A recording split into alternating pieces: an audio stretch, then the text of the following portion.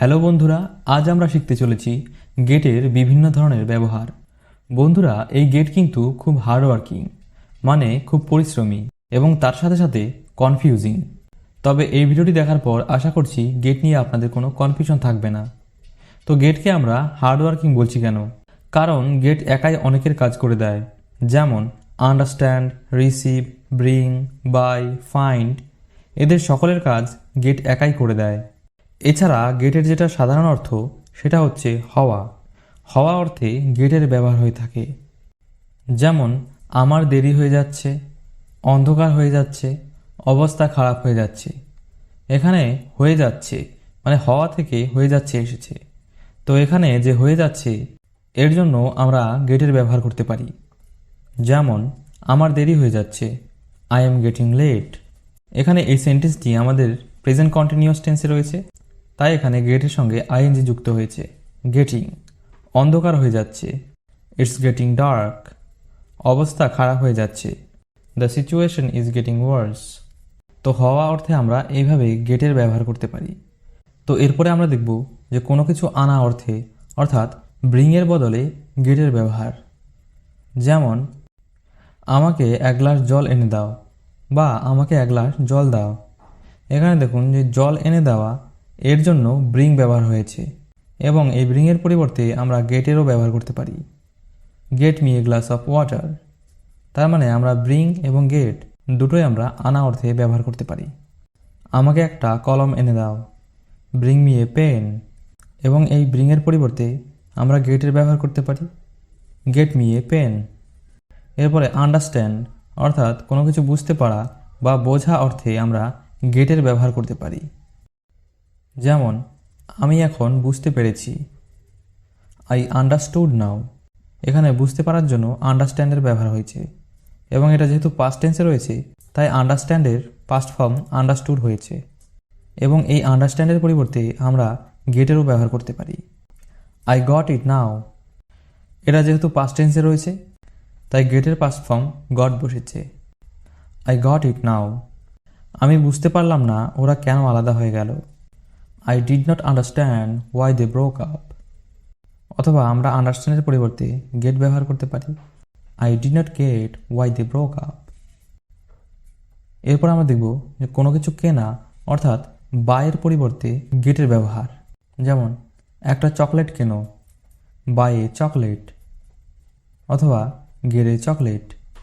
এখানে বাই এবং গেট দুটোই আমাদের কেনা অর্থে এখানে ব্যবহার হচ্ছে। একটা বই কেনো, বাই এ বুক অথবা গেট এ বুক। তো বুঝতে পারছেন কোনো কিছু কেনা অর্থে আমরা গেটের ব্যবহার করতে পারি। তো এরপর আছে আমাদের রিসিভ অথবা ফাইন্ড, অর্থাৎ পাওয়া অর্থে আমরা গেটের ব্যবহার করতে পারি। যেমন তোমার কলমটা পেয়েছো, have you found your pen অথবা have you got your pen. এখানে দেখুন ফাইন্ড এবং গেট এই দুটি পাওয়া অর্থে ব্যবহার হয়েছে। তুমি গতকাল আমার ইমেলটা পেয়েছো, did you receive my email yesterday অথবা did you get my email yesterday. অর্থাৎ আমরা পাওয়া অর্থে রিসিভও ব্যবহার করতে পারি, আবার গেটেরও ব্যবহার করতে পারি। তো এরপরে কজেটিভ ভার্ব হিসেবেও গেটের ব্যবহার হয়, অর্থাৎ কোনো কিছু করানো অর্থে গেটের ব্যবহার হয়। কজেটিভ ভার্ব নিয়ে অলরেডি আমি একটি ভিডিও বানিয়েছি, আপনারা যারা সেই ভিডিওটি দেখেননি আমি ডিসক্রিপশনে লিঙ্ক দিয়ে দেব, আপনারা সেখানে গিয়ে দেখে নিতে পারেন। তো করানো অর্থে আমরা গেটকে কী করে ব্যবহার করব সেটা দেখা যাক। যেমন আমি এই কাজটা করিয়ে দেব, I get this work done. মানে এখানে আমি কাজটা নিজে করব না, মানে কাজটা আমি অন্যকে দিয়ে করাবো। তাই আমি এখানে বলছি যে আমি কাজটা করিয়ে দেব, I get this work done. আমি আমার ঘরটা রং করাচ্ছি, I am getting my house painted. I am getting my house painted. এখানে দেখুন ঘরটা আমি নিজে রং করছি না, মানে অন্য কাউকে দিয়ে করাচ্ছি। তো কাউকে দিয়ে কোনো কিছু করানো অর্থে আমরা গেটের ব্যবহার করতে পারি। এরপর কাউকে কিছু করানোর জন্য রাজি করানো, এরকম অর্থেও গেটের ব্যবহার হয়। তো এখানেও আমাদের গেট কজেটিভ ভার্ব হিসেবে ব্যবহার হয়। যেমন অনেক আলাপ আলোচনার পর শেষে আমি ওকে রাজি করালাম, after a lot of discussion I finally got him to agree with me. আমি ওকে দিয়ে ফ্রিতে কাজ করিয়ে নেব, I will get him do this work for free.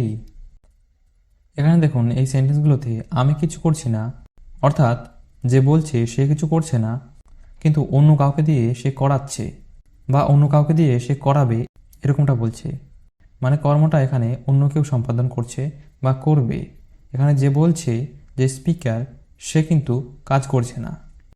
তো এরপরে হ্যাভ গট টু, করতে হবে অর্থাৎ কোনো কিছু বাধ্যতামূলকভাবে করতে হবে অর্থে, এবং হ্যাভ গট কোনো কিছু আছে অর্থে ব্যবহার হয়ে থাকে।